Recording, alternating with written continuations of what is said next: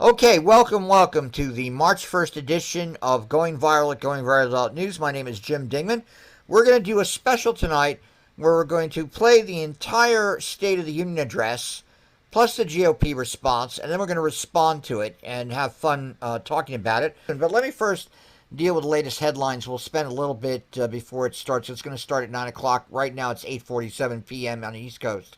So let me start. And we're joined, of course, with Dennis Goldstein, Alex Stavropoulos, and Kenny Aaron in California. Now, let's just give you the latest news in the Ukraine situation. There has been an increased use of artillery and all sorts of munitions against the cities inside the Ukraine, and we're talking now about Kiev, Kharkiv, Melitopol, all the different cities. Melitopol's fallen, of course, and it's reported 22 minutes ago that Mariupol, which is on the south flank of the Donbass, that is now surrounded by Russian troops. And also we have reports of the Russians' military move on Kyiv is stalled because they've essentially faced logistical challenges.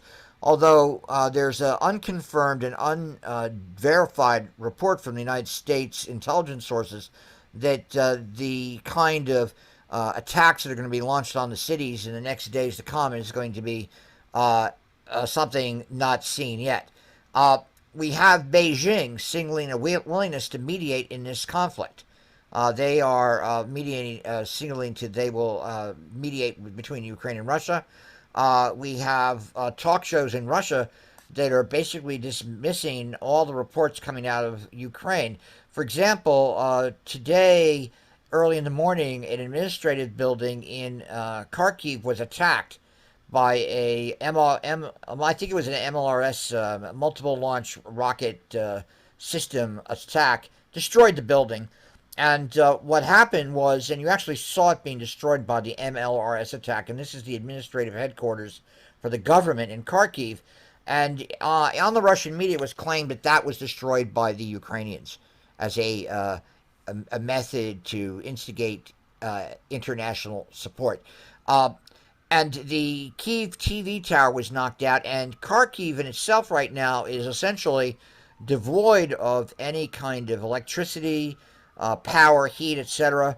Water's been disrupted, etc. So that's the situation right now going on in the situation with the Ukraine. We'll hear more about that, I'm sure, from President Biden in a few minutes.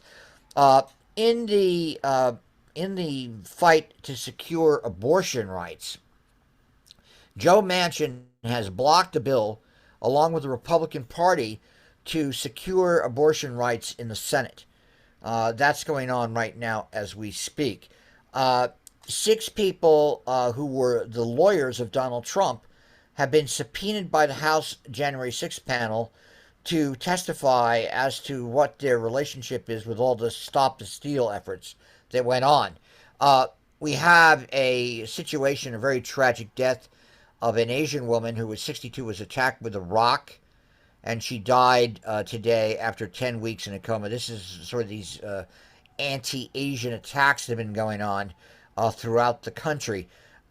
China is expressing chagrin that Japan is now calling to have the United States openly host nuclear weapons in Japan. Lots to talk about in terms of what's occurring in the times we're living in with this dramatic shift in the world. I mean, it is an inflection point, it seems. Many will have seen the German chancellor yesterday essentially change German foreign policy since the end of World War II by announcing rearmament and announcing a willingness to act externally in Europe in a way that they've never done before. Now we have a situation in Colorado, which Colorado is now going to be the first country to accept cryptocurrency tax payments in the United States. We have another issue in New Guinea, of all places, where there's a big battle over the question of global climate change affecting territorial rights in New Guinea. And the Syrians, who have been supported by Putin for several years, they're now declaring that they see a light at the end of their particular tunnel in terms of their conflict which they see possibly happening. Now, just before we go into some comments by our colleagues here, before we start this, the Pfizer vaccine is significantly less effective in children ages 5 to 11, studies say.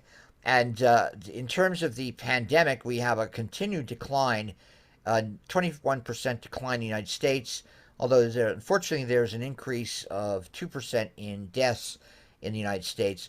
The vaccination population is basically still static.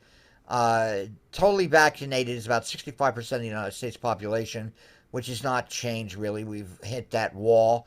Under age 12, about 73%, and over age 65, 88% have been fully vaccinated. The IPCC has issued its bleakest warning yet on the impacts of the breakdown of climate change. And that's always, of course, stimulating but depressing news to read. The gang cockatoo is now considered to be extinct or close to extinct. And California is debating naming heat waves to underscore the deadly risk of the various heat waves that are hitting them in California.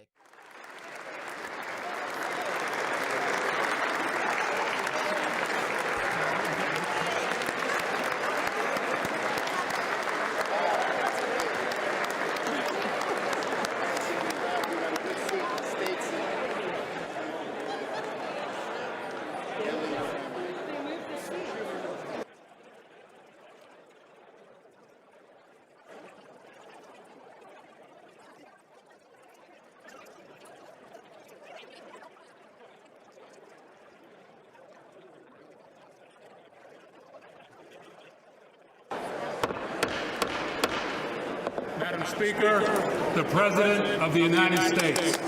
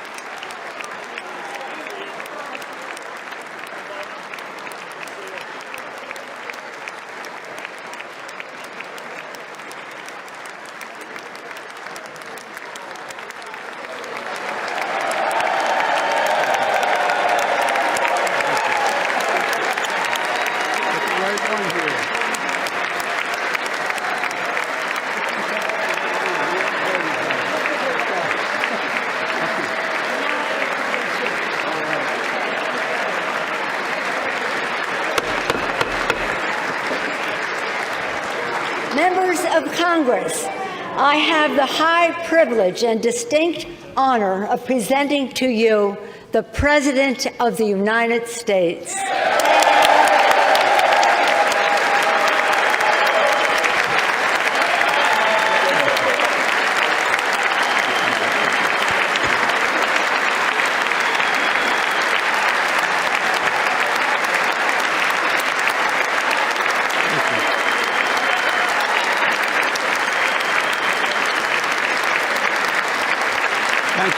Thank you.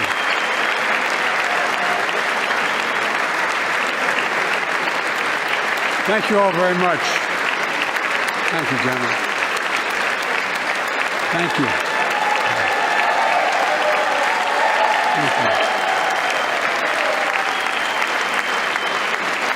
Thank you all very, very much. Thank you. Please. Thank you so much. Madam Speaker, Madam Vice President, our First Lady and Second Gentleman, members of Congress and the Cabinet, Justice of the Supreme Court, my fellow Americans. Last year, COVID-19 kept us apart. This year, we're finally together again. Tonight,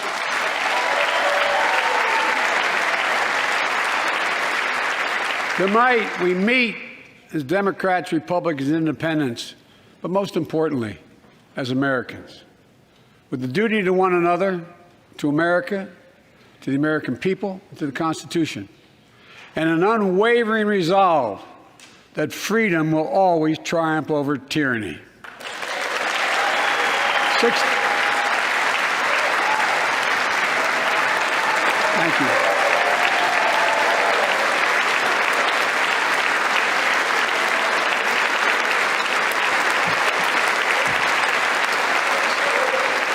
6 days ago, Russia's Vladimir Putin sought to shake the very foundations of the free world, thinking he could make it bend to his menacing ways.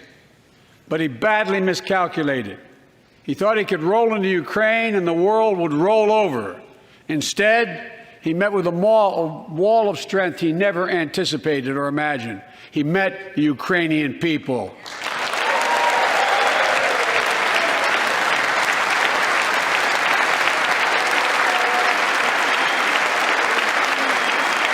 From President Zelensky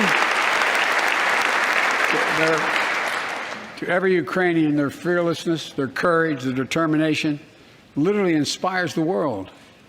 Groups of citizens blocking tanks with their bodies, everyone from students to retirees to teachers, turned soldiers defending their homeland.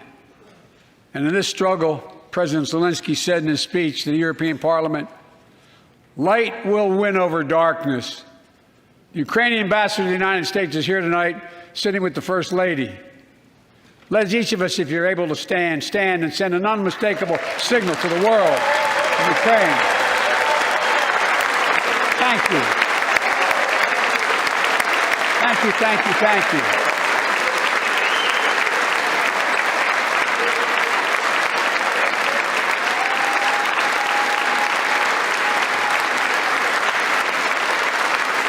She's bright, she's strong, and she's resolved.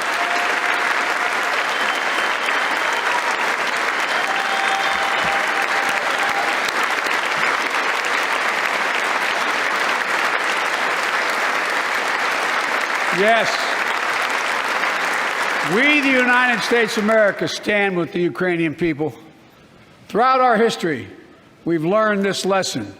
When dictators do not pay a price for their aggression, they cause more chaos. They keep moving, and the cost, the threats to America and America to the world keeps rising. That's why the NATO alliance was created, to secure peace and stability in Europe after World War II. The United States is a member, along with 29 other nations. It matters. American diplomacy matters. American resolve matters. Putin's latest attack on Ukraine was premeditated and totally unprovoked. He rejected repeated efforts at diplomacy. He thought the West and NATO wouldn't respond. He thought he could divide us at home, in this chamber, in this nation. He thought he could divide us in Europe as well. But Putin was wrong. We are ready. We are united, and that's what we did. We stayed united. We prepared extensively and carefully. We spent months building coalitions of other freedom-loving nations in Europe and the Americas, from America to the Asian and African continents, to confront Putin. Like many of you, I spent countless hours unifying our European allies. We shared with the world in advance what we knew Putin was planning and precisely how we would try to falsify and justify his aggression. We countered Russia's lies with the truth.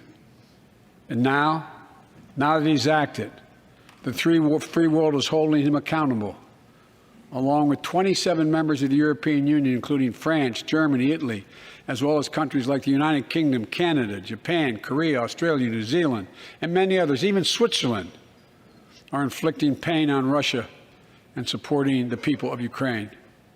Putin is now isolated from the world more than he has ever been. Together,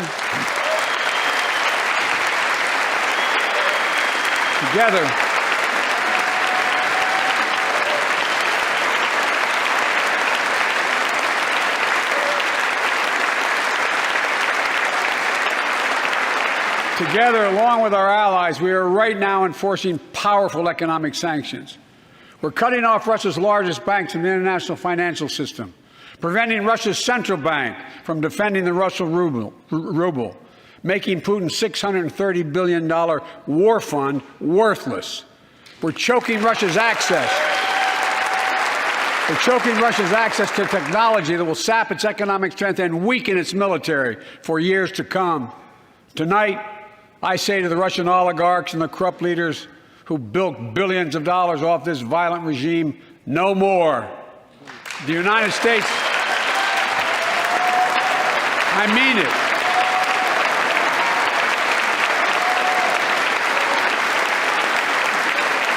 The United States Department of Justice is assembling a dedicated task force to go after the crimes of the Russian oligarchs.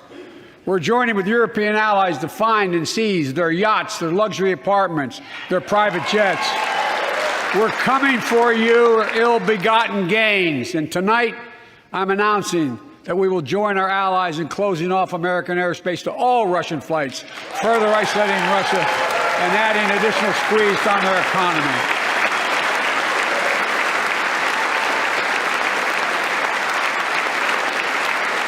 He has no idea what's coming. The ruble has already lost 30% of its value.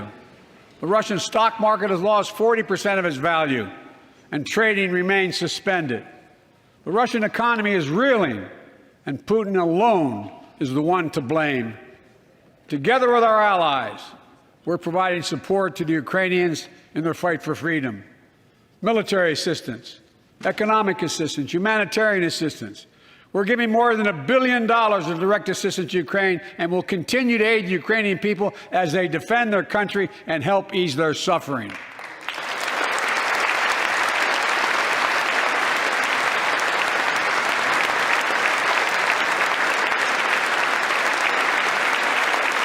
But let me be clear, our forces are not engaged and will not engage in the conflict with Russian forces in Ukraine. Our forces are not going to Europe to fight Ukraine, but to defend our NATO allies in the event that Putin decides to keep moving west. For that purpose, we have mobilized American ground forces, air squadrons, ship deployments to protect NATO countries, including Poland, Romania, Latvia, Lithuania, and Estonia. And as I've made crystal clear, the United States and our allies will defend every inch of territory that is NATO territory with the full force of our collective power. Every single inch.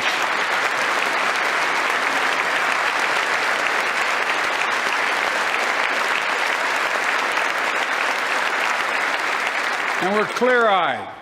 The Ukrainians are fighting back with pure courage. But the next few days, weeks, and months will be hard on them. Putin has unleashed violence and chaos, but while he may make gains on the battlefield, he'll pay a continuing high price over the long run. And a pound of Ukrainian people, the proud, proud people, pound for pound, ready to fight with every inch of energy they have. They've known 30 years of independence, have repeatedly shown that they will not tolerate anyone who tries to take their country backwards. To all Americans, I'll be honest with you, as I always promised I would be. A Russian dictator invading a foreign country has cost around the world. And I'm taking robust action to make sure the pain of our sanctions is targeted at the Russian economy, and that we use every tool at our disposal to protect American businesses and consumers. Tonight, I can announce the United States has worked with 30 other countries to release 60 million barrels of oil from reserves around the world. America will lead that effort, releasing 30 million barrels of our own strategic petroleum reserve. And we stand ready to do more if necessary, united with our allies. These steps will help blunt gas prices here at home, but I know news about what's happening can seem alarming to all Americans. But I want you to know, we're going to be okay. We're going to be okay. When the history of this era is written, Putin's war in Ukraine will have left Russia weaker and the rest of the world stronger. While it shouldn't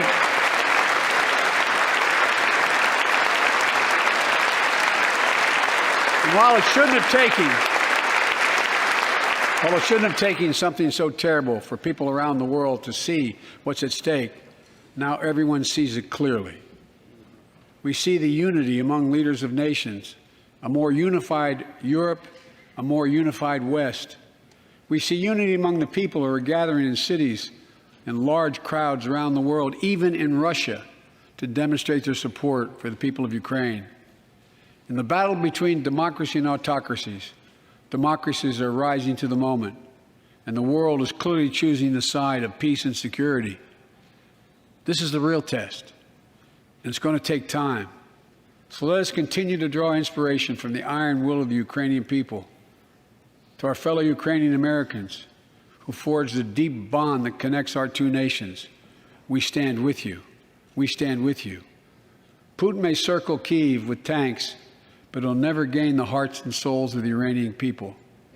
He'll never extinguish their love of freedom, and he will never weaken the resolve of the free world.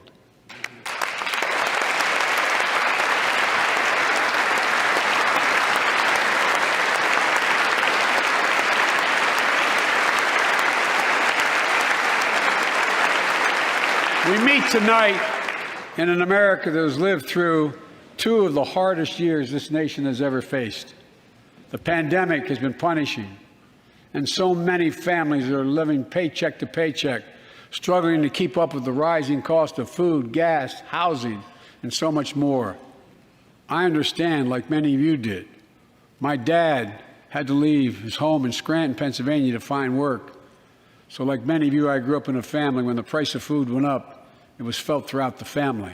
It had an impact. That's when one of the first things I did as president was fight to pass the American Rescue Plan. Because people were hurting, we needed to act, and we did.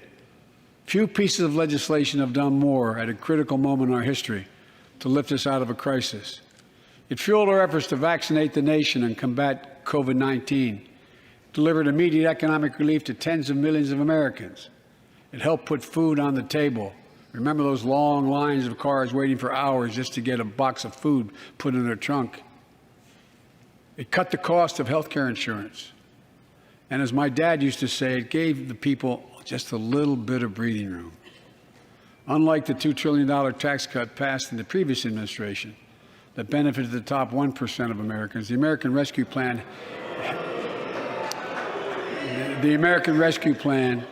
helped working people and left no one behind. Folks,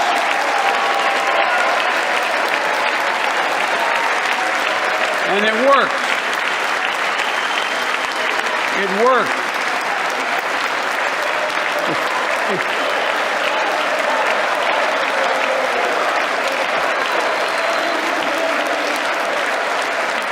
It worked.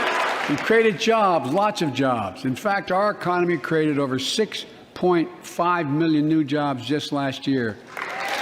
More jobs in 1 year than ever before in the history of the United States of America.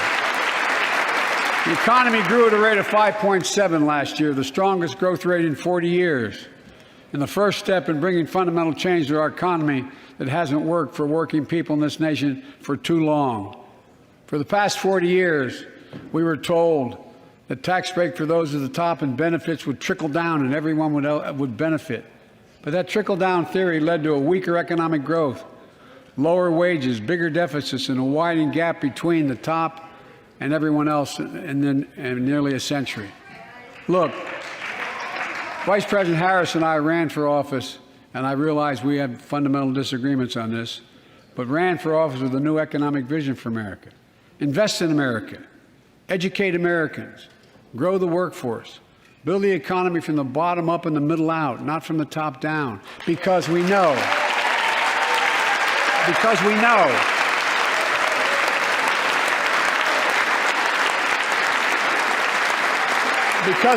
when the middle class grows, the poor will way up and the wealthy do very well. America used to have the best roads, bridges, and airports on earth, and now our infrastructure is ranked 13th in the world. We won't be able to compete for the jobs of the 21st century if we don't fix it. That's why it was so important to pass the bipartisan infrastructure law. And I thank my Republican friends who joined to invest and rebuild America, the single biggest investment in history. It was a bipartisan effort, and I want to thank the members of both parties who worked to make it happen. We're done talking about infrastructure weeks. We're now talking about an infrastructure decade. And look, it's going to transform America, to put us on a path to win the economic competition of the 21st century that we face with the rest of the world, particularly China. I've told Xi Jinping it's never been a good bet to bet against the American people. We'll create good jobs for millions of Americans, modernizing roads, airports, ports, waterways, all across America. And we'll do it to withstand the devastating effects of climate change and promote environmental justice. We'll build a national network of 500,000 electric vehicle charging stations. Begin to replace the poisonous lead pipes so every child, every American has clean water to drink at home and at school. We're going to provide affordable, high-speed internet for every American, rural, suburban, urban, and tribal communities. 4,000 projects have already been announced. Many of you have announced them in your districts. And tonight, I'm announcing that this year, we will start fixing over 65,000 miles of highway and 1,500 bridges in disrepair. And folks,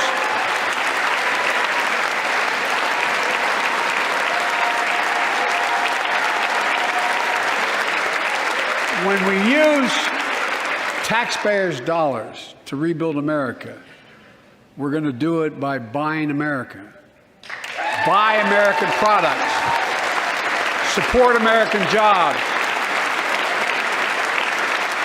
The federal government spends about $600 billion a year to keep this country safe and secure. There's been a law on the books for almost a century to make sure taxpayers' dollars support American jobs and businesses.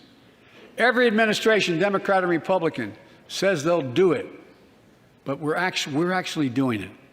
We'll buy America to make sure everything from the deck of an aircraft carrier to the steel on highway guardrails is made in America from beginning to end. All of it. All of it.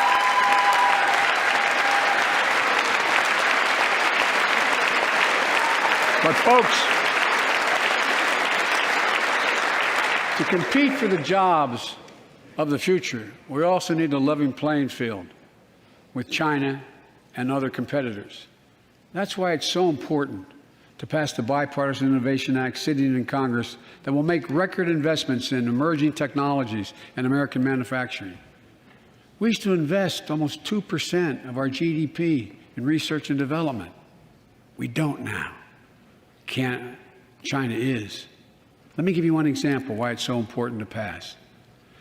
If you travel 20 miles east of Columbus, Ohio, you'll find 1,000 empty acres of land.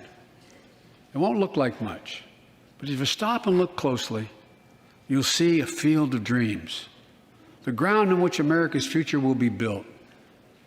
That's where Intel, the American company that helped build Silicon Valley, is going to build a $20 billion semiconductor megasite. up to 8 state-of-the-art factories in one place, 10,000 new jobs. And in those factories, the average job about $135,000 a year. Some of the most sophisticated manufacturing in the world to make computer chips the size of a fingertip, the power of the world in everyday lives, from smartphones, technology to the internet, technology is yet to be invented. But that's just the beginning. Intel CEO Pat Gelsinger, who is here tonight, I don't know where Pat is. Pat, there you go, Pat, stand up.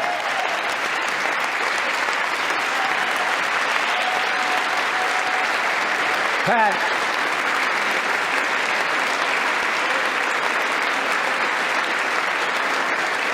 came to see me, and he told me they're ready to increase their investment from $20 billion to $100 billion.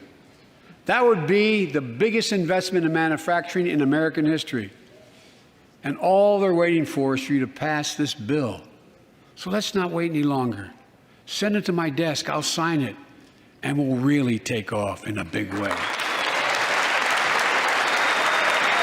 And folks, Intel is not alone. There's something happening in America. Just look around and you'll see an amazing story. The rebirth of pride that comes from stamping products made in America. The revitalization of American manufacturing. Companies are choosing to build new factories here when just a few years ago they would have gone overseas. That's what's happening. Ford is investing $11 billion in electric vehicles, creating 11,000 jobs across the country. GM is making the largest investment in its history, $7 billion to build electric vehicles, creating 4,000 jobs in Michigan. All told, 369,000 new manufacturing jobs were created in America last year alone. Folks,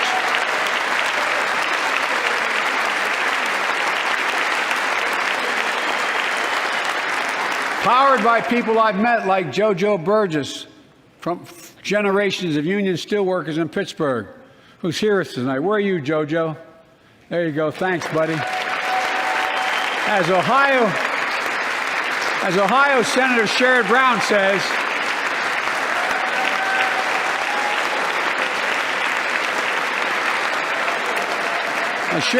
says, it's time to bury the label Rust Belt. It's time to see what used to be called the Rust Belt become the home of a significant resurgence of manufacturing. And with all the bright spots in our economy, record job growth, higher wages, too many families are struggling to keep up with their bills. Inflation is robbing them of gains they thought otherwise they would be able to feel.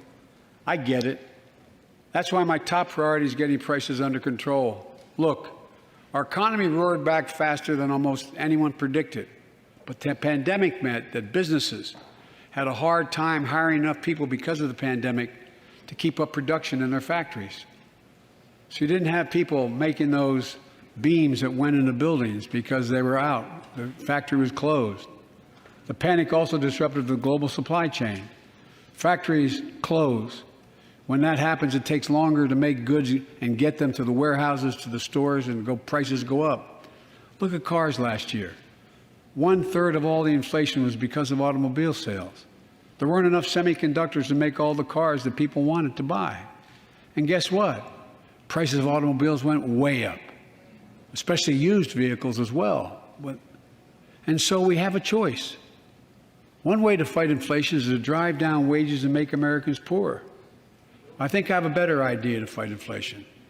Lower your costs, not your wages. And folks,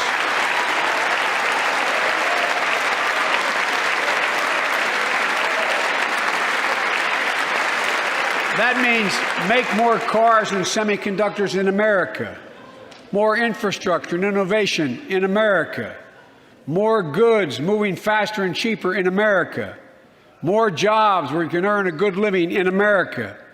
Instead of relying on foreign supply chains, let's make it in America. Look, economists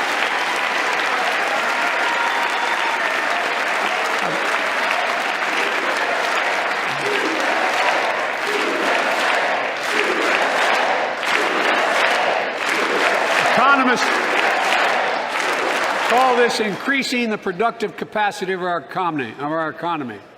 I call it building a better America.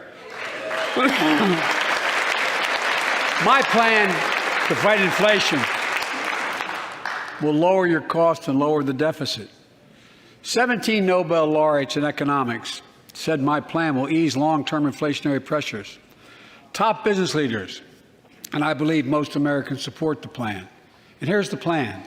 First, cut the cost of prescription drugs. We pay more for the same drug produced by the same company in America than any other country in the world. Just look at insulin.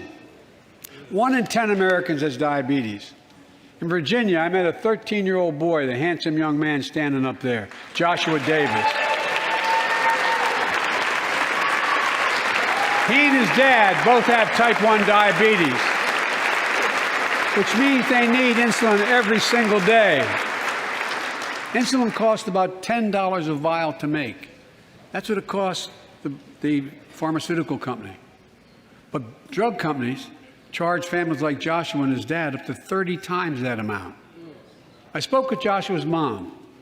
Imagine what it's like to look at your child who needs insulin to stay healthy and have no idea how in God's name you're going to be able to pay for it.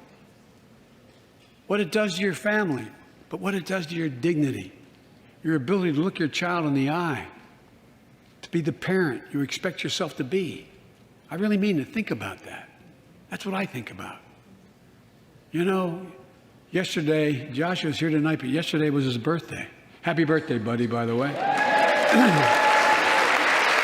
For Joshua and 200,000 other young people with type 1 diabetes, let's cap the cost of insulin at $35 a month so everyone can afford it. And drug companies will do very, very well, their profit margin. While we're at it, I know we have great disagreements on this floor with this. Let's let Medicare negotiate the price of prescription drugs.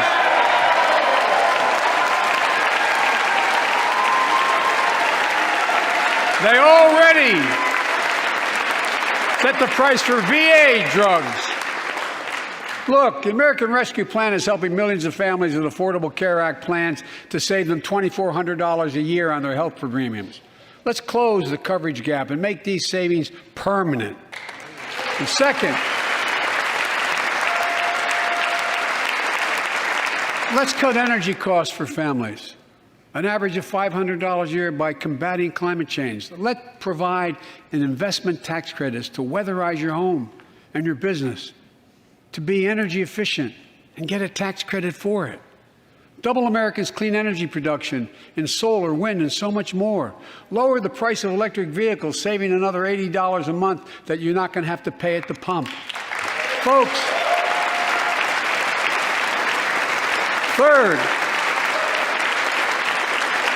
the third thing we can do to change the standard of living for hardworking folks is cut the cost of child care. Cut the cost of child care. Folks, if you live in a major city in America, you pay up to $14,000 a year for child care per child. I was a single dad for 5 years, raising 2 kids. I had a lot of help, though. I had a mom, a dad, a brother, and a sister that really helped. But middle class and working folks shouldn't have to pay more than 7% of their income to care for the young children. My plan would cut the cost of child care in half for most families and help parents, including millions of women who left the workforce during the pandemic because they couldn't afford child care, to be able to get back to work, generating economic growth. But my plan doesn't stop there. It also includes home and long-term care, more affordable housing, pre-K for 3- and 4-year-olds. All these will lower costs to families. And under my plan, nobody, let me say this again, nobody earning less than $400,000 a year will pay an additional penny in new taxes. Not a single penny.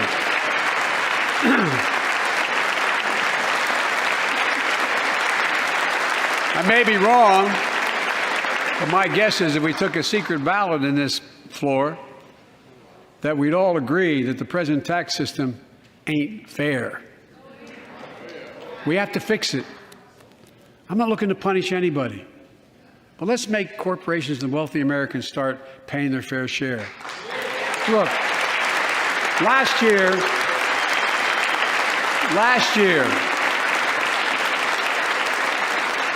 and like Chris Coons and Tom Carper and my distinguished Congresswoman, we come from the land of corporate America.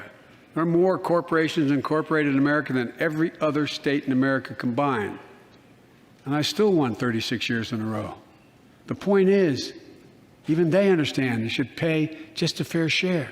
Last year, 55 of the Fortune 500 companies earned $40 billion in profit and paid zero in federal taxes. Now look, it's not fair. That's why I proposed a 15% minimum tax rate for corporations. And that's why in the G7 and other meetings overseas, I was able to be somewhat helpful. 130 countries agree on a global minimum tax rate. So companies can't get out of paying their taxes at home by shipping jobs and factories overseas. It'll raise billions of dollars. That's why I propose closing loopholes for the very wealthy who pay a lower tax rate than a teacher and a firefighter. So that's my plan, but we'll go more detailed later. We will grow the economy, lower the cost of families. So what are we waiting for? Let's get this done. We all know we've got to make changes. Folks,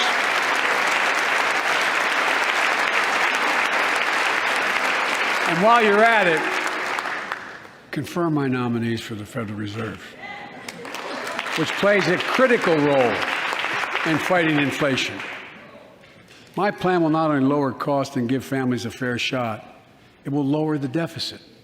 The previous administration not only ballooned the deficit with those tax cuts for the very wealthy and corporations, it undermined the watchdogs, the job of those to keep pandemic relief funds being wasted. Remember we had those debates about whether or not those watchdogs should be able to see every day how much money was being spent, where was it going to the right place? But in my administration, the watchdogs are back.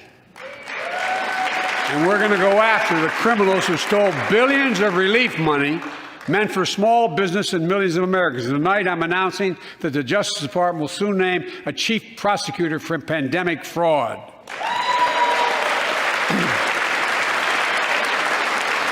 And look,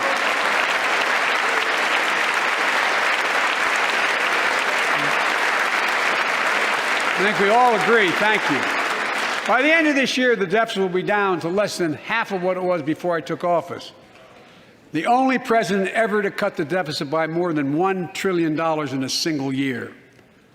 Lowering your cost also meant demanding more competition. I'm a capitalist, but capitalism without competition is not capitalism. Capitalism without competition is exploitation. It drives up profits. And corporations have to compete. Their profits go up and your prices go up when they don't have to compete. Small businesses and family farmers and ranchers, I need not tell some of my Republican friends from those states. Guess what? You got 4 basic meat packing facilities. That's it. You play with them or you don't get to play at all. And you pay a hell of a lot more. A hell of a lot more because there's only 4. See what's happening with ocean carriers moving goods in and out of America. During the pandemic, about half a dozen or less foreign-owned companies raised prices by as much as 1,000% and made record profits. Tonight, I'm announcing a crackdown on those companies overcharging American businesses and consumers. Folks,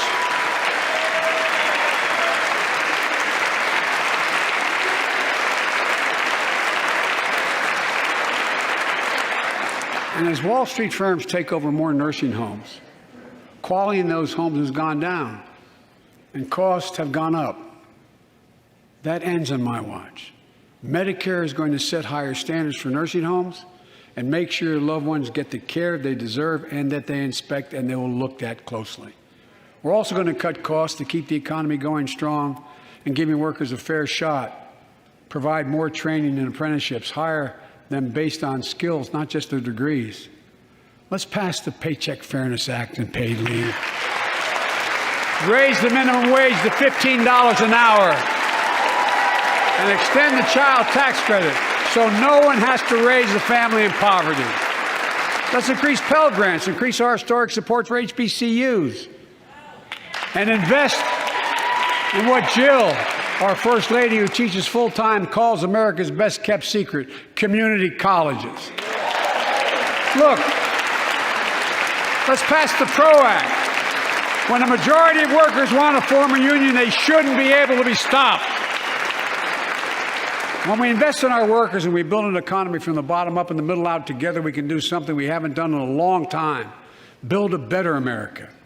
For more than 2 years, COVID has impacted every decision in our lives and the life of this nation.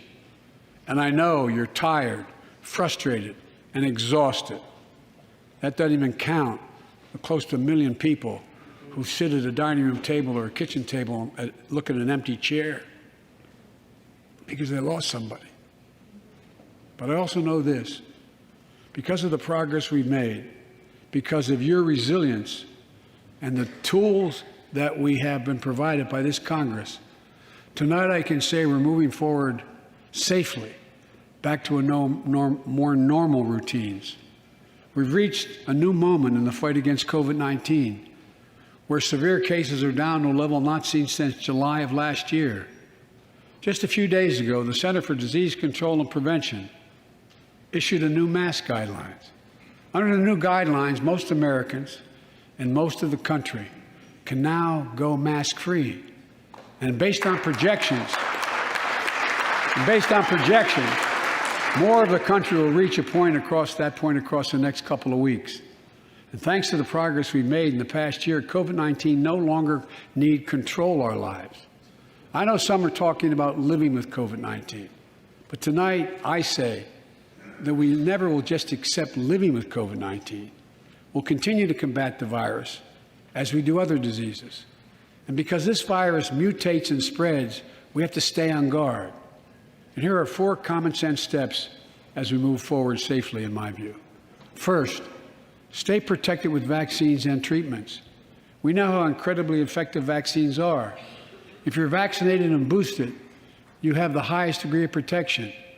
We'll never give up on vaccinating more Americans. Now, I know parents with kids under 5 are eager to see their vaccines authorized for their children. Scientists are working hard to get that done. We'll be ready with plenty of vaccines if and when they do. We're all ready. We are also ready with antiviral treatments. If you get COVID-19, the Pfizer pill reduces your chances of ending up in the hospital by 90%. I've ordered more pills than anyone in the world has. Pfizer is working overtime to get us 1 million pills this month and more than double that next month. And now we're launching the Test to Treat initiative, so people can get tested at a pharmacy, and if they prove positive, receive the antiviral pills on the spot at no cost. And folks, if you're immunocompromised or have some other vulnerability, we have treatments and free high-quality masks. We're leaving no one behind or ignoring anyone's needs as we move forward. On testing, we've made hundreds of millions of tests available, and you can order them for free to your doorstep. And we've already ordered free tests. If you already ordered free tests tonight, I'm announcing you can order another group of tests. Go to covidtest.gov starting next week, and you can get more tests. Second, we must prepare for new variants. Over the past, we've gotten much better at detecting new variants. If necessary, we'll be able to develop new vaccines within 100 days instead of maybe months or years. And if Congress provides the funds we need, we'll have new stockpiles of tests, masks, pills ready if needed. I can't promise a new variant won't come, but I can promise you we'll do everything within our power to be ready if it does. Third,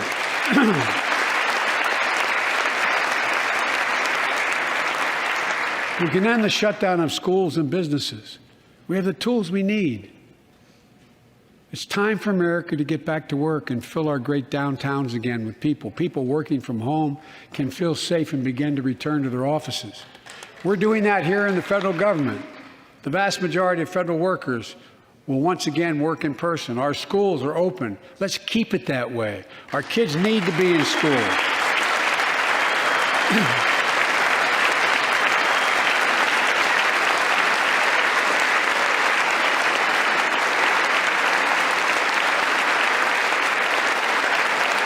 With 75% of adult Americans fully vaccinated and hospitalizations down by 77%, most Americans can remove their masks and stay in the classroom and move forward safely.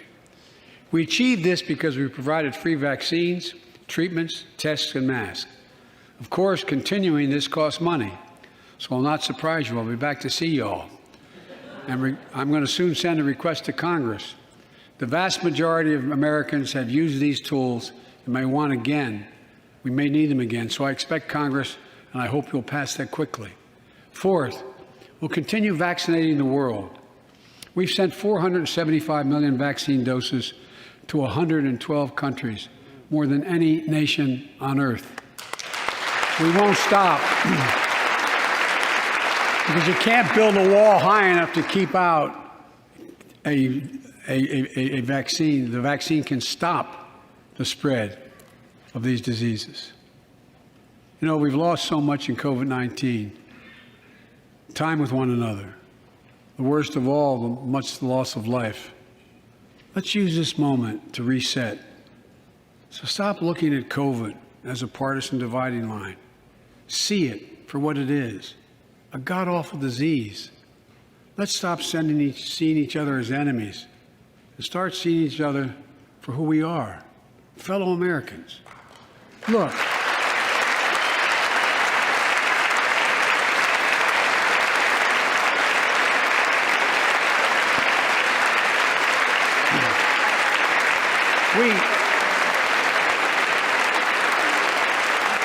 we can't change how divided we've been. It was a long time in coming. But we can change how to move forward on COVID-19 and other issues that we must face together. I recently visited New York City Police Department days after the funerals of Officer Wilbur Mora and his partner, Officer Jason Rivera. They were responding to a 9/11 call when a man shot and killed them with a stolen gun. Officer Mora was 27 years old. Officer Rivera was 22 years old. Both Dominican Americans who grew up in the same streets that they later chose to patrol as police officers. I spoke with their families, and I told them that we were forever in debt for their sacrifices and will carry on their mission to restore the trust and safety of every community deserves. Like some of you that have been around for a while, I've worked with you on these issues for a long time. I know what works. Investigating crime prevention and community policing, cops who walk the beat, who know the neighborhood, and who can restore trust and safety. Let's not abandon our streets or choose between safety and equal justice. Let's come together and protect our communities, restore trust, and hold law enforcement accountable. That's why the Justice Department has required body cameras, banned chokeholds, and restricted no-knock warrants for its officers. That's why the American Rescue Plan that you all provided $350 billion that cities, states, and counties can use to hire more police, invest in more proven strategies.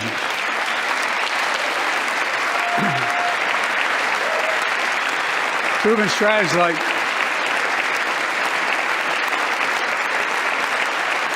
proven strategies like community violence interruption, trusted messengers, breaking the cycle of violence and trauma, and giving young people some hope.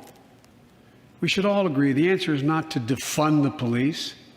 It's to fund the police. Fund them. Fund them.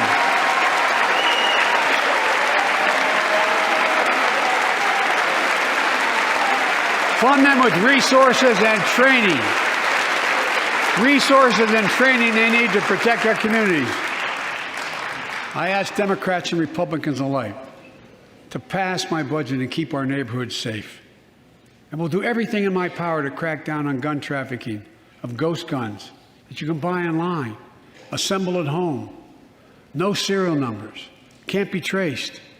I ask Congress to pass proven measures to reduce gun violence. Pass universal background checks. Why should anyone on the terrorist list be able to purchase a weapon? Why? Why? And folks,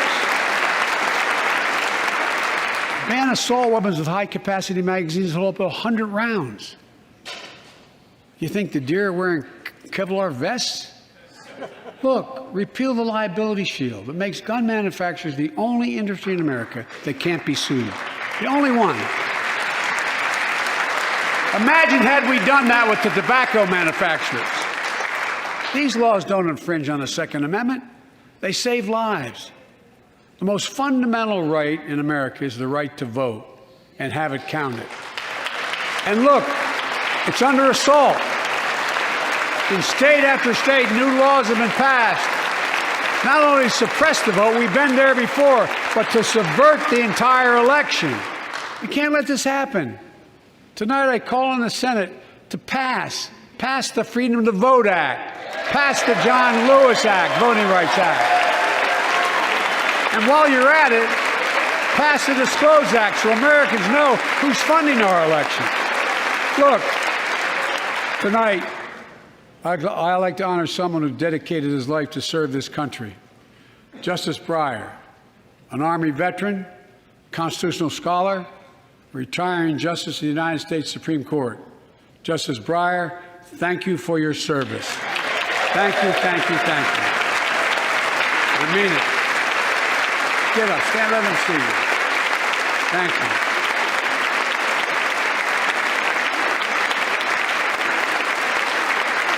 And we all know, no matter what your ideology, we all know one of the most serious constitutional responsibility a president has is nominating someone to serve on the United States Supreme Court.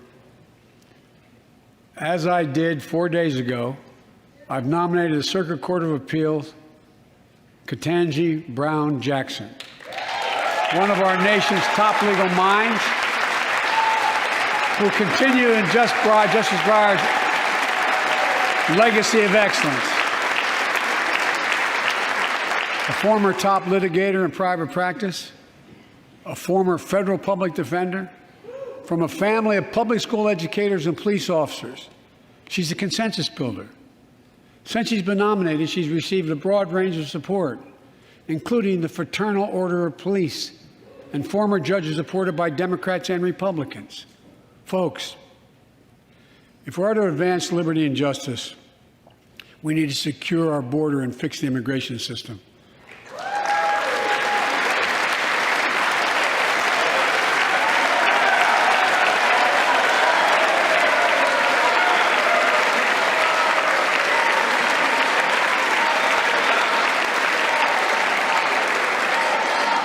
And as you might guess, I think we can do both. At our border, we've installed new technology like cutting-edge scanners to better detect drug smuggling. We've set up joint patrols with Mexico and Guatemala to catch more human traffickers. We're putting in place dedicated immigration judges in a significant larger number so families fleeing persecution and violence can have their cases heard faster, and those who don't legitimately hear can be sent back. We're screening, we're securing commitments and supporting partners in South and Central America to host more refugees and secure their own borders. We can do all this while keeping lit the torch of liberty that has led a generation of immigrants to this land, my forebears and many of yours. Provide a pathway to citizenship for dreamers. those with temporary status, farm workers, essential workers.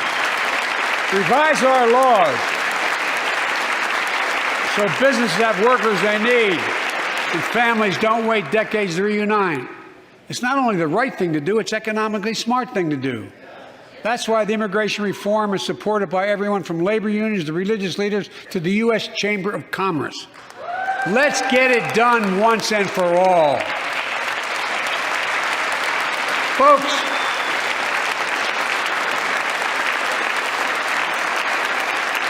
advancing liberty and justice also requires protecting the rights of women. The constitutional right affirmed by Roe v. Wade, standing precedent for half a century, is under attack as never before. If you want to go forward, not backwards, we must protect access to health care, preserve a woman's right to choose, and continue to advance maternal health care for all Americans. And folks, for our LGBTQ plus Americans, let's finally get the Bipartisan Equality Act to my desk. The onslaught of state laws targeting transgender Americans and their families, it's simply wrong. And I said last year, especially to our younger transgender Americans, I'll always have your back as your president so you can be yourself and reach your God-given potential. Folks,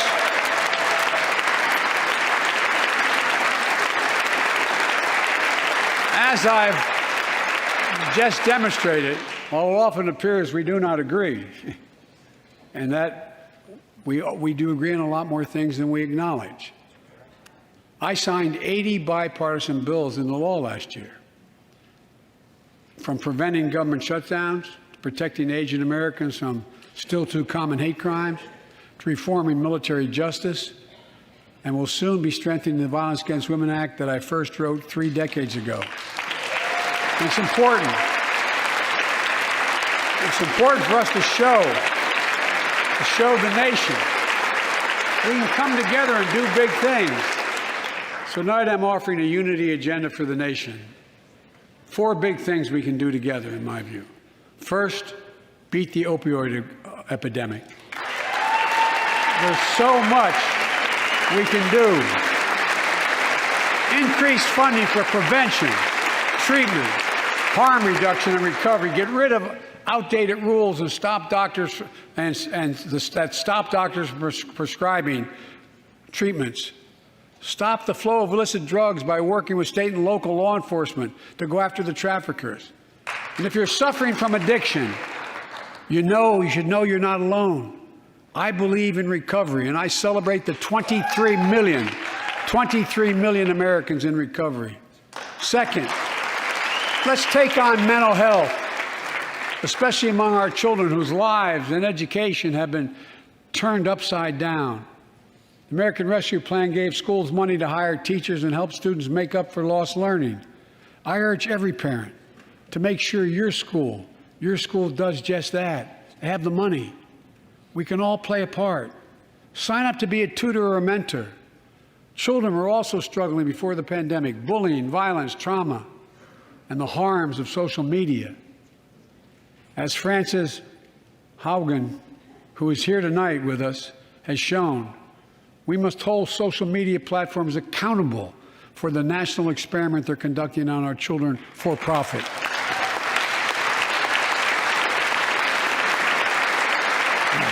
Folks, thank you. Thank you for the courage you showed.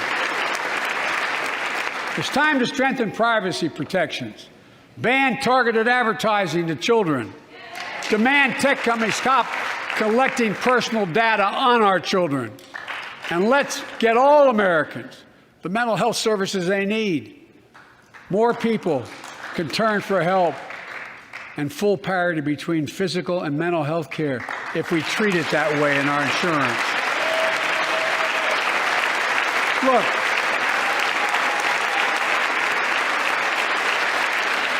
the third piece of that agenda is support our veterans. Veterans are the backbone and the spine of this country. They're the best of us.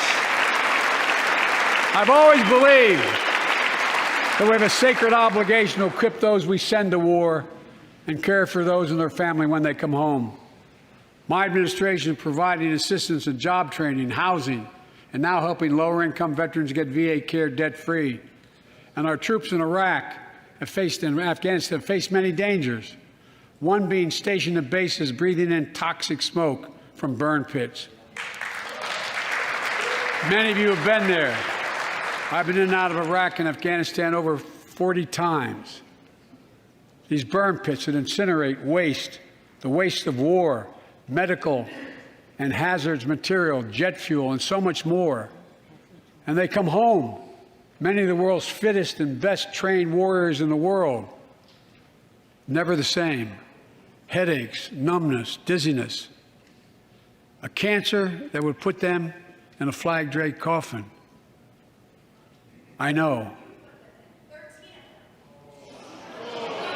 One of those soldiers was my son, Major Bo Biden.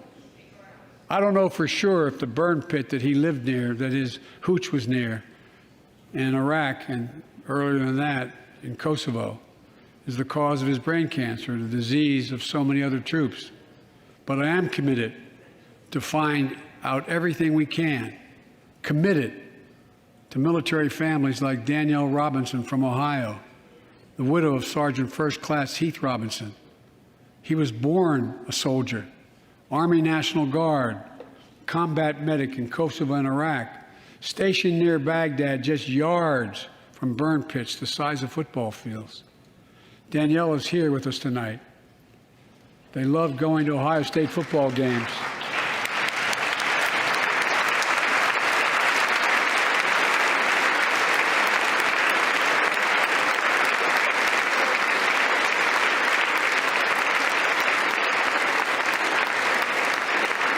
And they love building Legos with their daughter. But cancer from prolonged exposure to burn pits ravaged Heath's lungs and body. Danielle says Heath was a fighter to the very end. He didn't know how to stop fighting, and neither did she. Through her pain, she found purpose to demand that we do better. Tonight, Danielle, we are going to do better.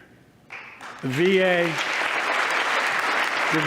is pioneering new ways of linking toxic exposure to disease, already helping more veterans get benefits. And tonight, I'm announcing we're expanding eligibility to veterans suffering from 9 respiratory cancers.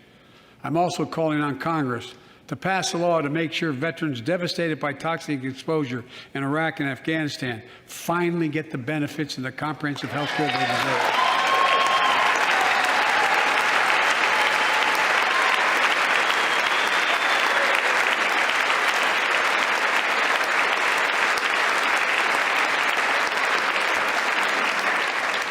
And fourth and last, let's end cancer as we know it. This is personal.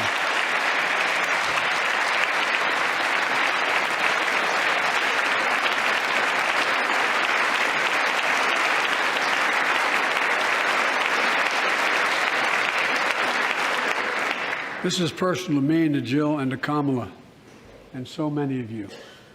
So many of you have lost someone you love. Husband, wife, son, daughter, mom, dad. Cancer is the #2 cause of death in America, second only to heart disease. Last month, I announced the plan to supercharge the cancer moonshot that President Obama asked me to lead 6 years ago. Our goal is to cut cancer death rates by at least 50% over the next 25 years, and I think we can do better than that. Turn cancers from death sentences into treatable diseases. More support for patients and their families. To get there, I call on Congress to fund what I call ARPA-H, Advanced Research Projects Agency for Health, patterned after DARPA and the Defense Department. Projects that led in DARPA to the internet, GPS, and so much more to make our forces more safer and be able to wage war with more clarity. ARPA will have a singular purpose: to drive breakthroughs in cancer, Alzheimer's and diabetes, and more. A unity agenda for the nation. We can do these things. It's within our power. And I don't see a partisan edge to any one of those four things. My fellow Americans, tonight, we've gathered in this sacred space, a citadel of democracy, in this Capitol. Generation after generation of Americans have debated great questions amid great strife and have done great things. We fought for freedom, expanded liberty, debated totalitarianism and terror. We built the strongest, freest, and most prosperous nation the world has ever known. Now is the hour, our moment of responsibility, our test of resolve and conscience, of history itself. It is in this moment that our character of this generation is formed. Our purpose is found. Our future is forged. Well, I know this nation. We'll meet the test, protect freedom and liberty, expand fairness and opportunity, and we will save democracy. As hard as those times have been, I'm more optimistic about America today than I've been my whole life, because I see the future that's within our grasp, because I know there's simply nothing beyond our capacity. We're the only nation on earth that has always turned every crisis we've faced into an opportunity. The only nation that can be defined by a single word: possibilities. So on this night, on our 245th year as a nation, I've come to report on the state of the nation, the State of the Union. And my report is this: the State of the Union is strong because you, the American people, are strong. We are stronger today. We are stronger today than we were a year ago. And we'll be stronger a year from now than we are today. This is our moment to meet and overcome the challenges of our time. And we will, as one people, one America, the United States of America. God bless you all, and may God protect our troops. Thank you. Go get him.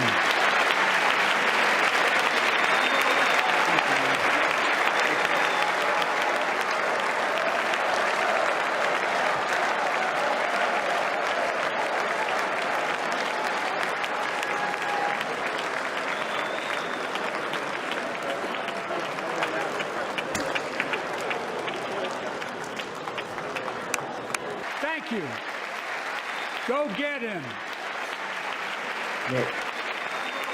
Go get him? Is that what he said, Jim? Or go get them. Jim? Get? You there, Jim? No. What he said was an old Jewish traditional thing. Have a good dinner. Go get some. It didn't make sense for him to say go get him. Yeah, well, he had a few verbal flubs there. No, he did very well. Such as, I think he said, we have to go fight Ukraine. Not Whatever. fight with Ukraine. Well, that kind of stuff, everybody makes mistakes like that. That doesn't Well, matter. I'll get it. He's really improved in his ability to read teleprompters. And he's really good, because I don't think he can think that fast. Or remember that much of a script and all those names. No. I know I couldn't, Could you? No, of course not. No, you need a to follow a All right, script. so I'm going to... And Dennis, you should unmute too, so we can all... all right, so what do you think of converse. what he just said?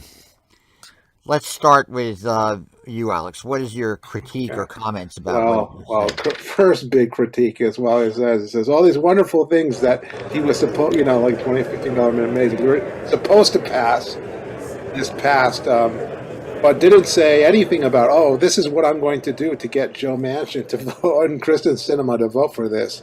So all that stuff is, about prescription drugs, and I mean, all of that is basically 100% BS if he's not willing, And I think, it's good rhetoric, but, again, unless he is willing to knock heads and say, threaten to primary Joe Manchin and Kristen Sinema. I don't think, or somehow pressure them again, or reward them or something. I don't see how he gets anywhere with either one. So that's and I mean, the Ukraine stuff was expectedly rousing. Oh, and I forget. Yeah, there's the purple head lady. I forget her name.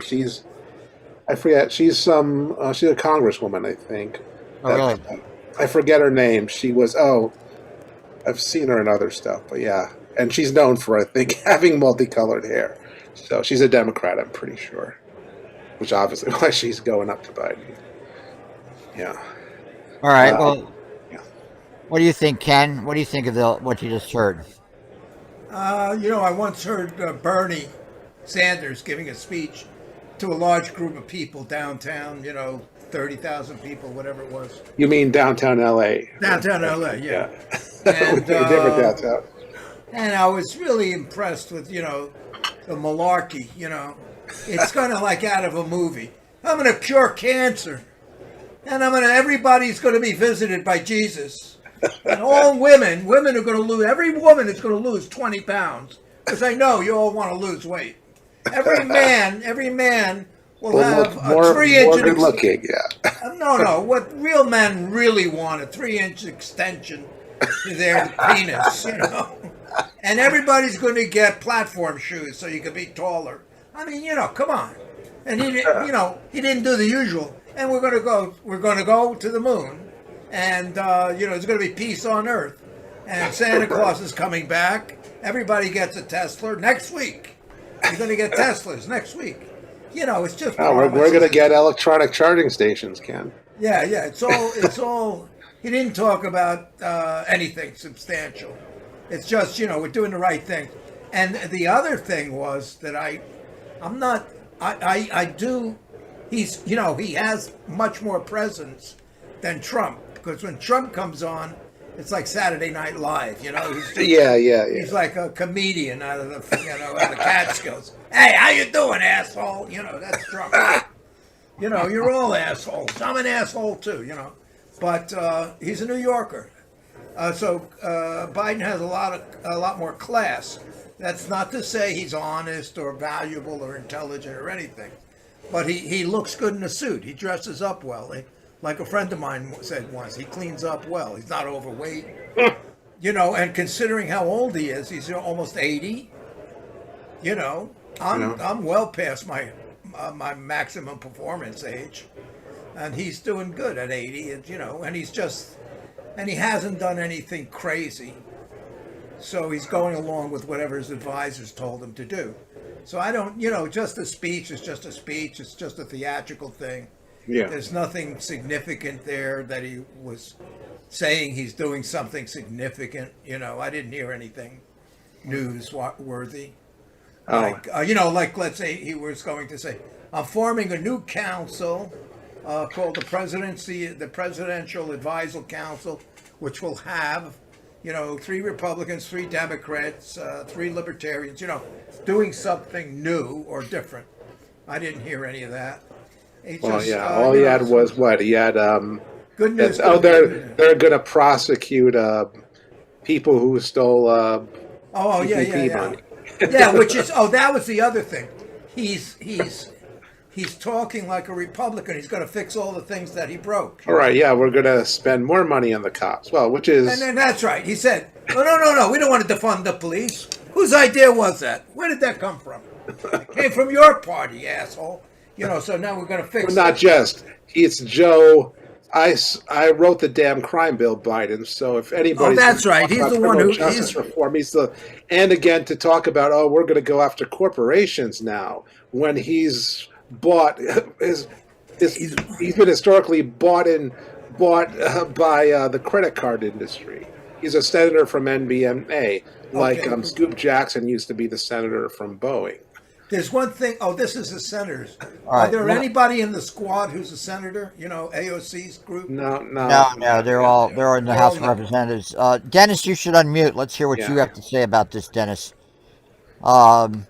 It's I guess the one thing that struck me was he wasn't able to pass his domestic bill.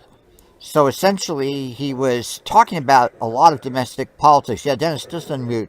Yeah.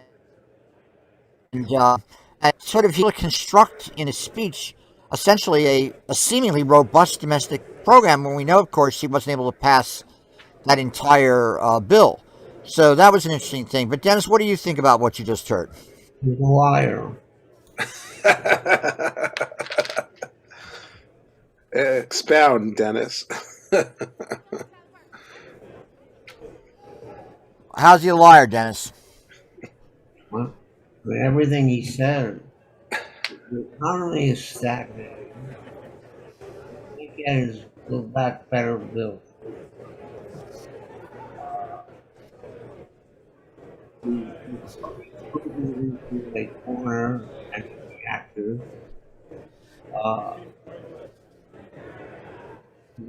This whole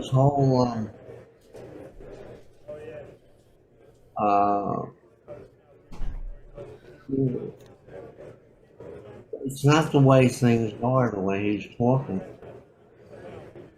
We have a problem with the military industrial complex, and they're happy that there's a war in Ukraine. Keeps up their profit. And we're in trouble. Plus,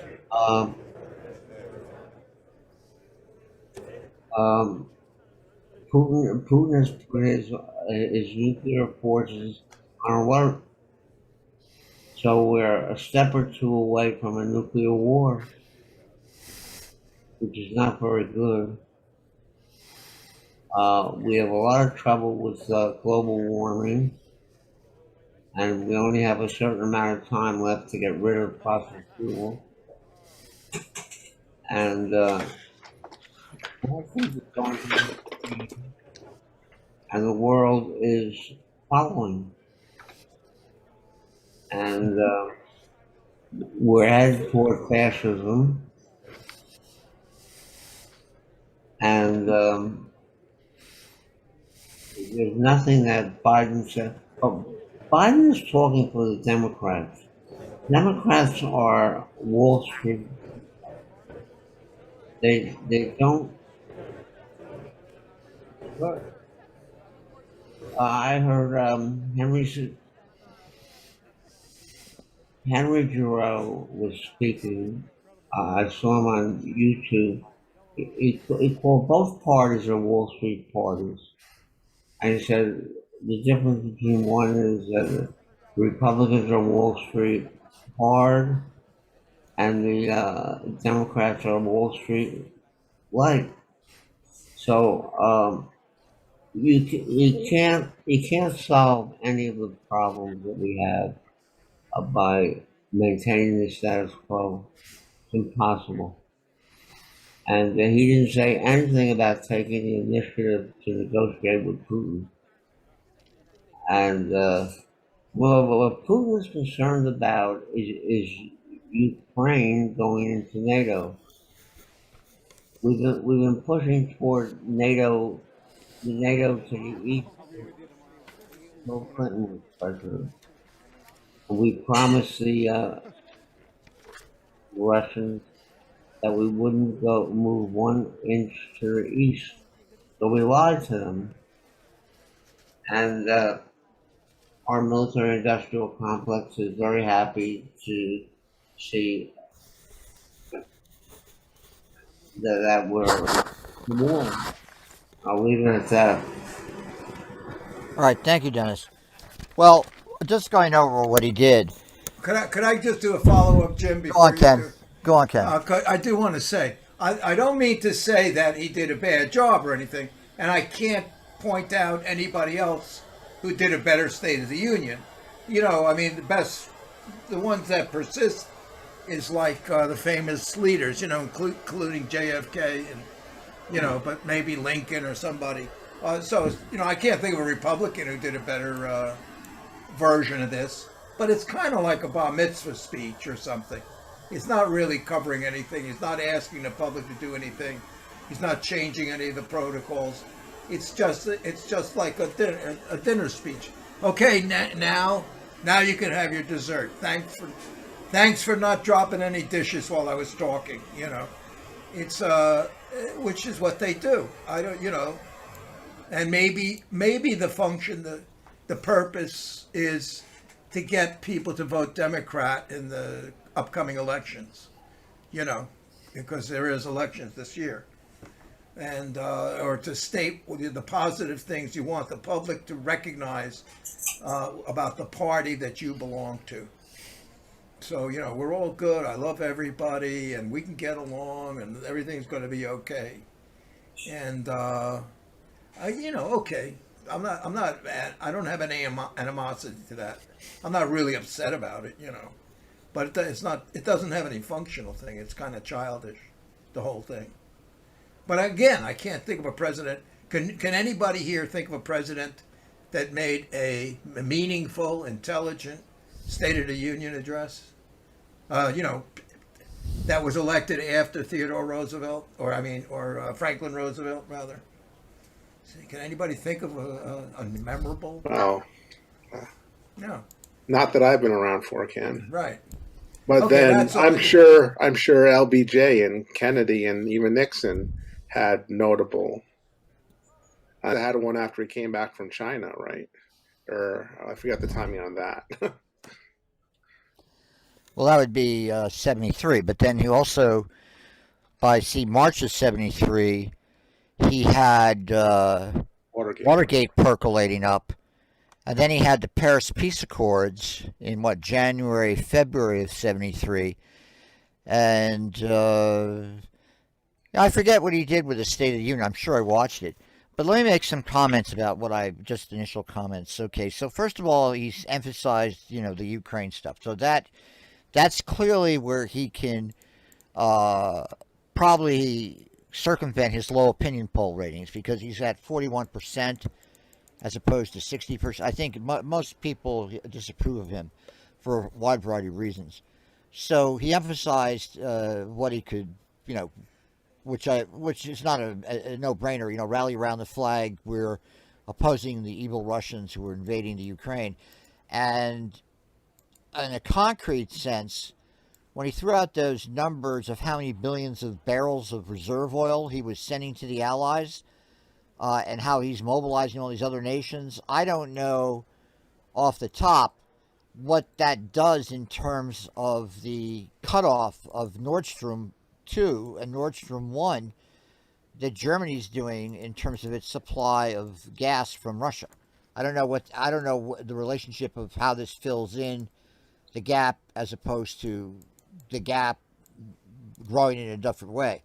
Now, another thing he talked about was the pandemic. Now, obviously, to go, talk about the American Rescue Plan, the fact that he's vaccinated people, then the fact that 6.5 million jobs were created last year, and we had a 5.7% growth in GDP. Now, I'd like to, analyze that. Like, what does that mean? What does that mean really in terms of how does it compare to what has happened in the past?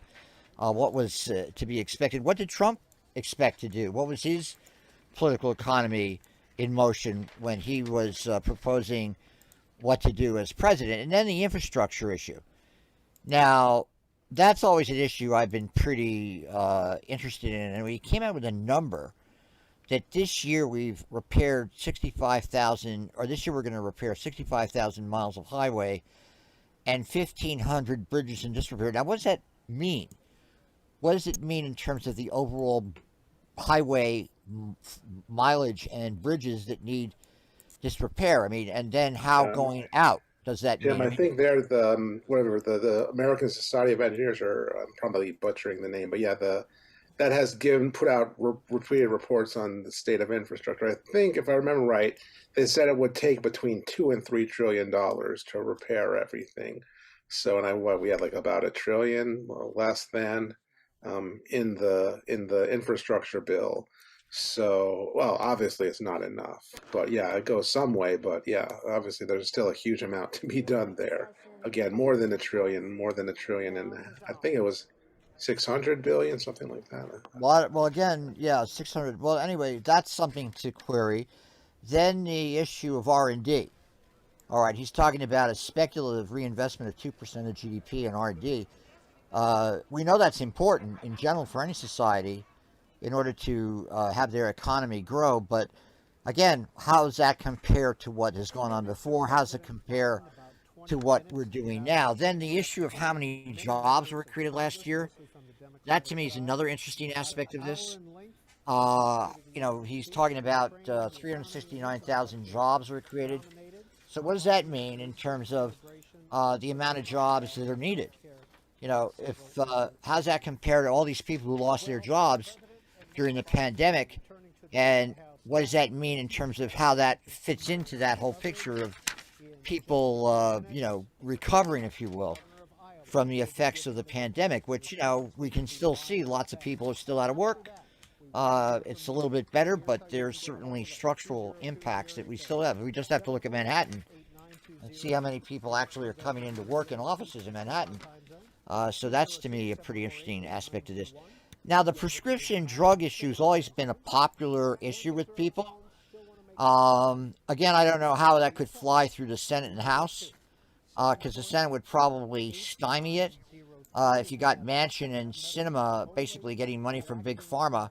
But again, he threw that out, the American Rescue Plan, and then the global climate change stuff was very slim, because again, we know he wasn't able to pass that amount of money in these infrastructure bills, where he had pretty ambitious plans, and along with the Build Back America plan, which didn't get passed through, that's a big weakness. So he really only devoted a couple of sentences to that issue.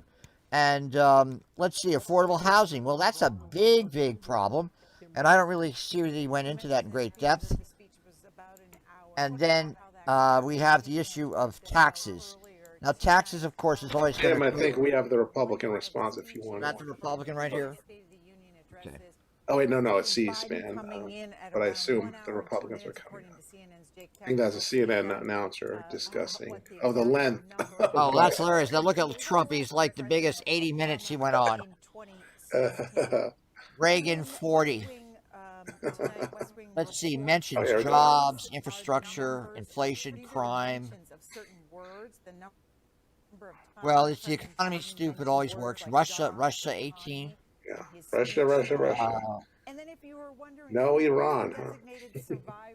It was Commerce Secretary Gina Raimondo. Oh, if they'd blown them all up, she would have been the president. Yeah. Chosen to stay away in case something would happen. All right. Supreme Court justices in the chamber. Jennifer. Oh, no, there's 5 of them. I guess because of COVID or. Oh, what's his name wasn't there? Thomas wasn't there. Alito wasn't there either. Yeah, Alito. Well, that's okay. And you saw Amy Coney Barrett was not smiling at many parts of the speech where they put her on. Now, the other thing he was talking about, okay, so tax loopholes and knocking out that's always popular to the public. A chief prosecutor for pandemic fraud, going after the rise of prices in terms of ocean carrying. Okay, that's interesting. And then, he put out, historically black community colleges, which that didn't get passed. I think the community college strike me. Maybe nothing to the extent that they wanted. And then the COVID issue, like the guidelines there. I mean, some of that's interesting. If you go there, you'll be able to get a Pfizer pill if they find out you are infected. And then the last thing was, let's see. Obviously he's not going to attack Roe v. Wade. That's not going to be fought against. But again, who knows what's going to happen in the House and Senate. Then the Equality Act, which won't pass the Senate. Although it'll be interesting to see what Manchin does. And then, this isn't the designated speaker, is it? And then the opioid epidemic, that's a popular issue. Supporting veterans, although it's interesting, only focused in on toxicity in terms of creating cancers from burn pits. That was sort of interesting to watch.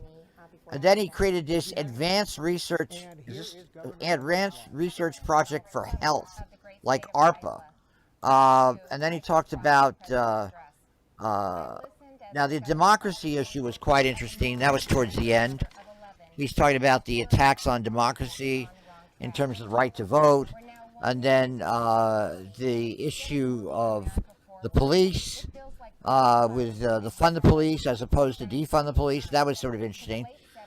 And then he thanked Breyer for retiring, and he just thanked Ketanji Brown Jackson for coming forward. A comparison of length of speeches from previous State of the Union addresses. President Biden coming in at around 1 hour and 2 minutes, according to CNN's Jake Tapper. We'll see if that what the exact number is, but that would be a little less than President Obama in 2016.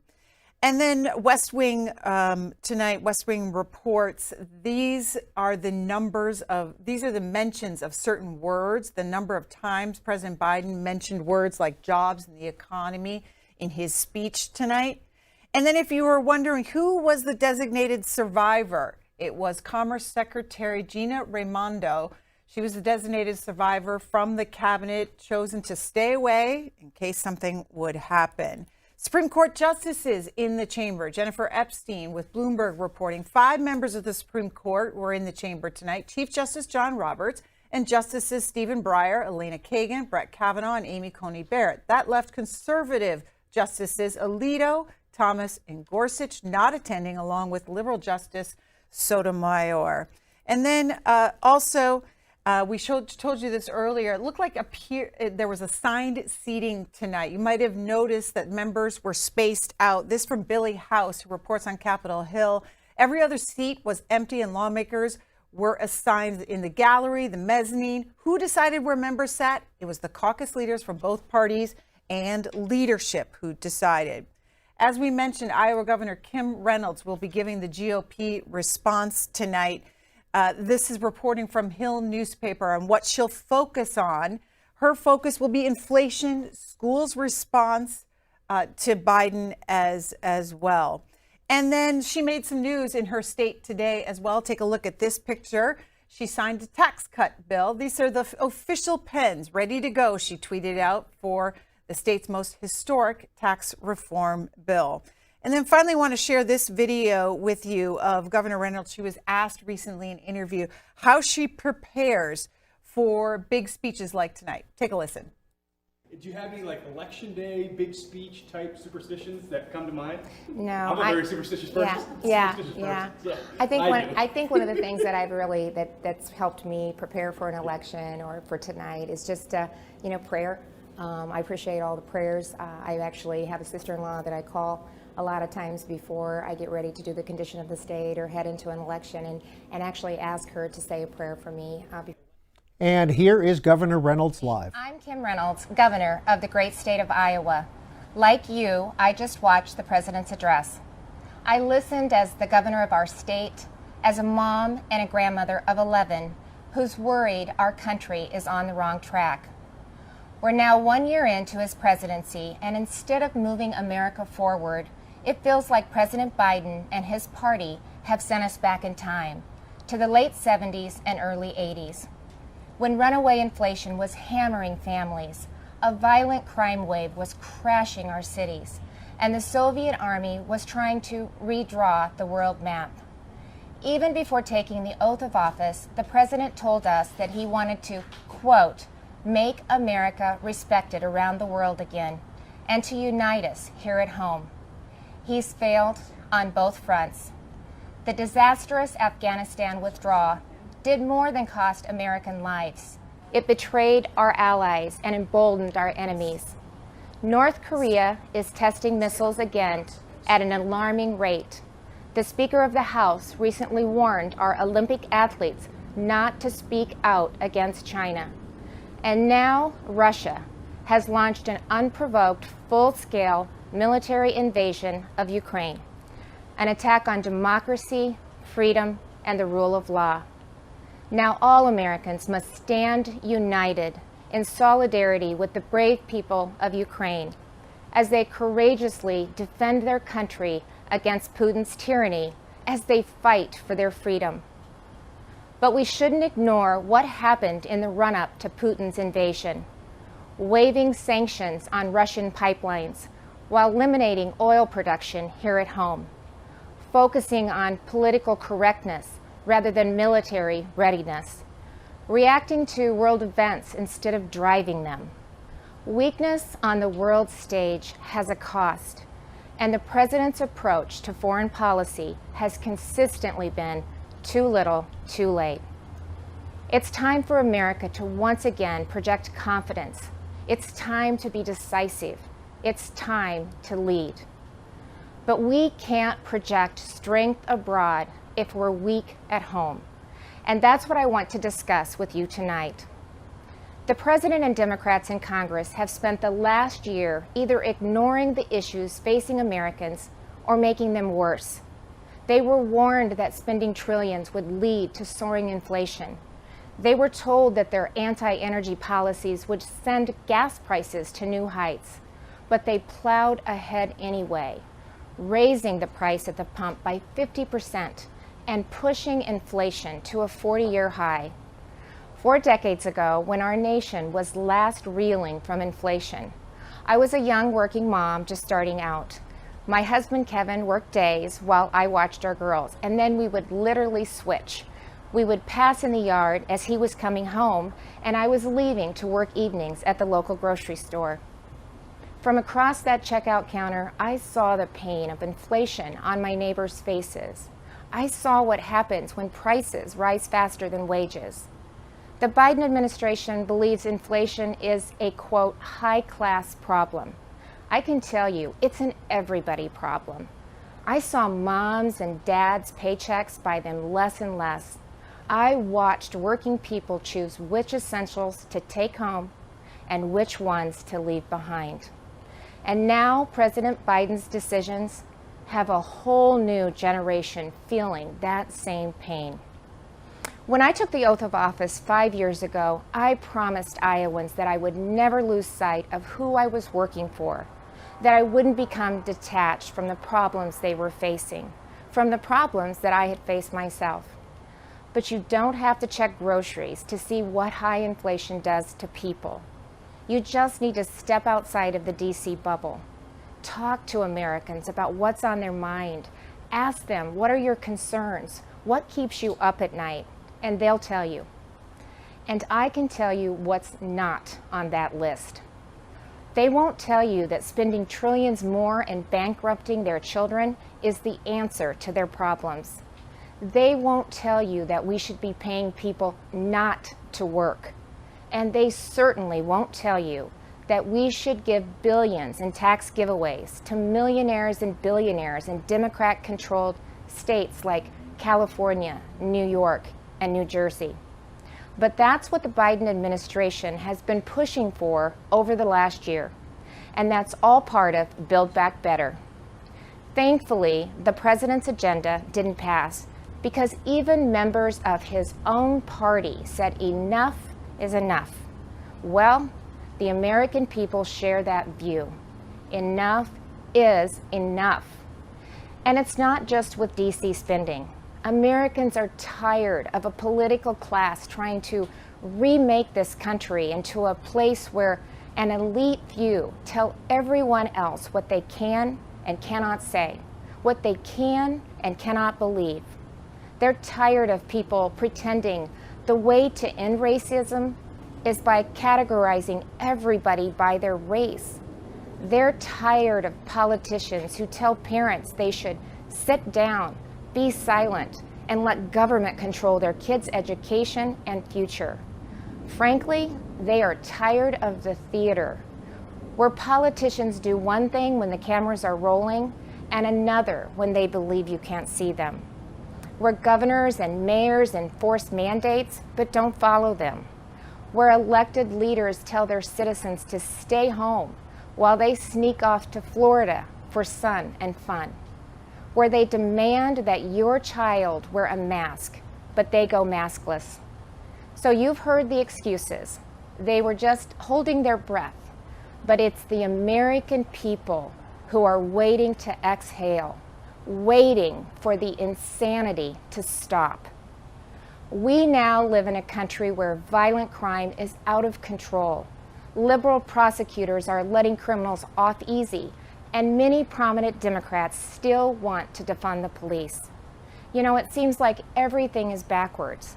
The Biden administration requires vaccines for Americans who want to go to work or protect this country, but not for migrants who illegally cross the border. The Department of Justice treats parents like domestic terrorists, but looters and shoplifters roam free. The American people are left to feel like they're the enemy. This is not the same country it was a year ago. The president tried to paint a different picture tonight, but his actions over the last 12 months don't match the rhetoric. It's not what he promised when he took office. But it doesn't have to be that way. There is an alternative. Across the nation, Republican governors and legislators are showing Americans what conservative leadership looks like, what it means to respect the people we serve, to hear them out, to stand up for them and walk alongside them. We know that our problems require bold action, but we also know that bold action doesn't have to mean government action. It's Americans making their own decisions for their own families and future. Republican governors face the same COVID-19 virus head-on. But we honored your freedoms and saw right away that lockdowns and school closures, they came with their own significant cost, that mandates weren't the answer. And we actually listened to the science, especially with kids in masks and kids in schools. What happened and is still happening to our children over the last 2 years is unconscionable. Learning loss, isolation, anxiety, depression. In so many states, our kids have been left behind, and so many will never catch up. That's why Iowa was the first state in the nation to require that schools open their doors. I was attacked by the left, I was attacked by the media, but it wasn't a hard choice. It was the right choice. And keeping schools open is only the start of the pro-parent, pro-family revolution that Republicans are leading in Iowa and states across this country. Republicans believe that parents matter. It was true before the pandemic, and it has never been more important to say out loud. Parents matter. They have a right to know and to have a say in what their kids are being taught. Families also have every right to live in a safe and a secure community, and that begins with a safe and secure country. But the Biden administration has refused to secure our border. They've refused to provide the resources to stop human trafficking, to stop the staggering influx of deadly drugs coming into our neighborhoods. They've refused to protect you. With Texas and Arizona leading the way, I, along with Republican governors from several states, have sent resources to the border. And we've actually gone to the border, something that our president and vice president have yet to do since taking office. On the economy, the contrast couldn't be more stark. While Democrats in D.C. are spending trillions, sending inflation soaring, Republican leaders around the country are balancing budgets and cutting taxes because we know that money spent on Main Street is better than money spent on bureaucracy. Today, I signed legislation that eliminates Iowa's tax on retirement income and sets our tax rate at 3.9%. That's less than half of what it was just 4 years ago. And it shouldn't come as a surprise that out of the top 20 states with the lowest unemployment rates, 17 have Republican governors.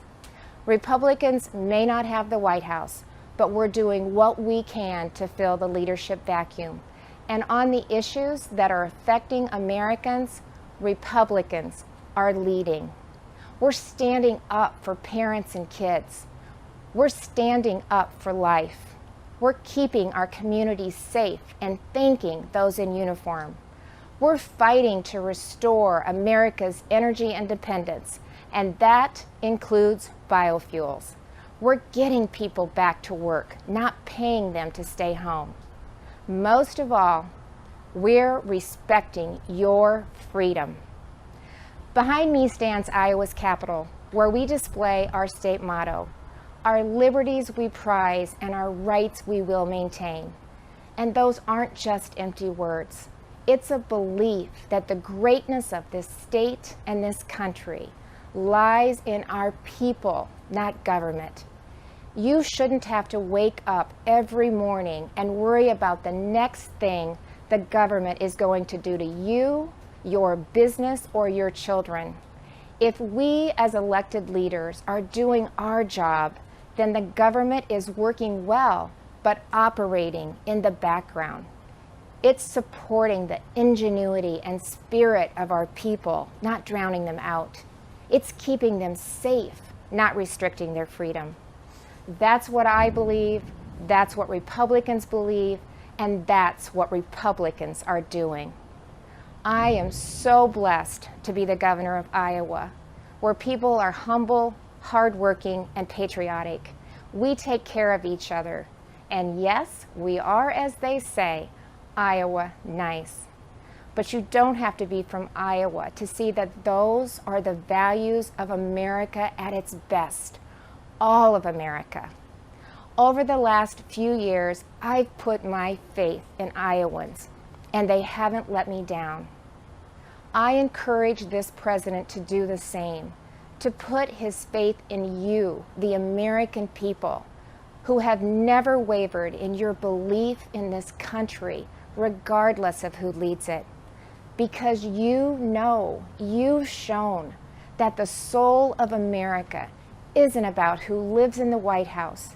It's men and women like you in every corner of this nation who are willing to step up and take responsibility for your communities, for your neighbors, and ultimately for yourselves. By that most important measure at least, the state of our union is indeed strong. Thank you, God bless you, and God bless the United States of America.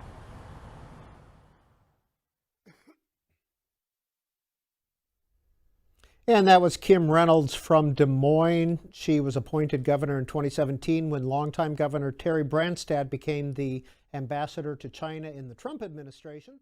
It's not like, I mean, it's you know, whether Pacifica, you know, we're not like, you know, we're not encumbered by the ideological confines of broadcasting on a Pacifica station and having to worry about stepping on boundaries. You know, a lot of Americans will agree with her.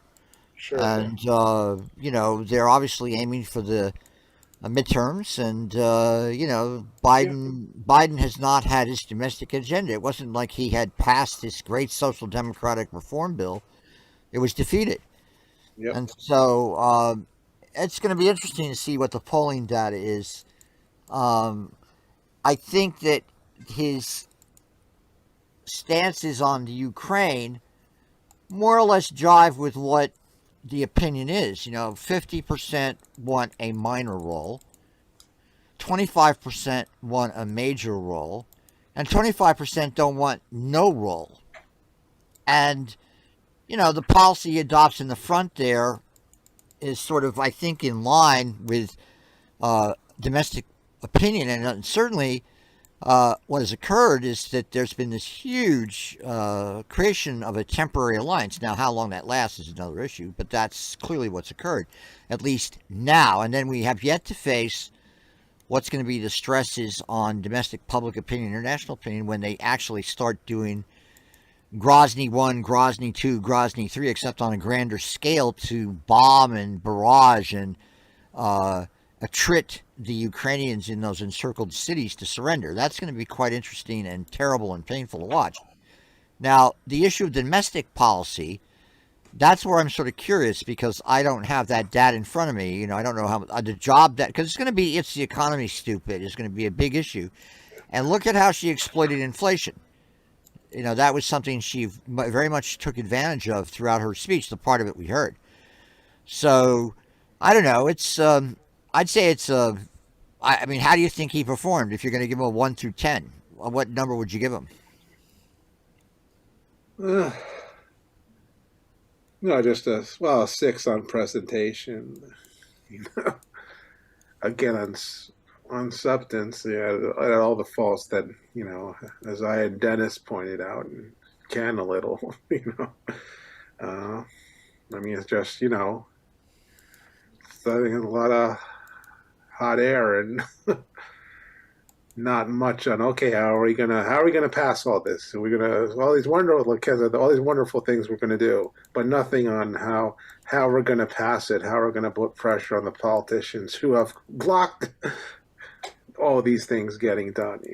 Nothing on what do we do about Joe Manchin and Christian Cinema. Well, you have to give Reynolds credit for being right about, Democrats voted against Biden's bill. So, of course, then she goes, well, that doesn't mean, the American people are against, they're for those things, but that means that the people who own Manchin and Cinema are against what Biden's plan. Hold it a minute. Wait a second. Hold it a minute. I got to ask you something. Isn't it unusual? You think that the entire public says, oh, I got a check in the mail. That's great. Oh, free money. And we've been talking about the State of the Union and the GOP response. And we were joined on air tonight with Dennis Goldstein, Alex Stavropoulos, Ken Aaron, and myself, Jim Dingeman. Good night and stay tuned.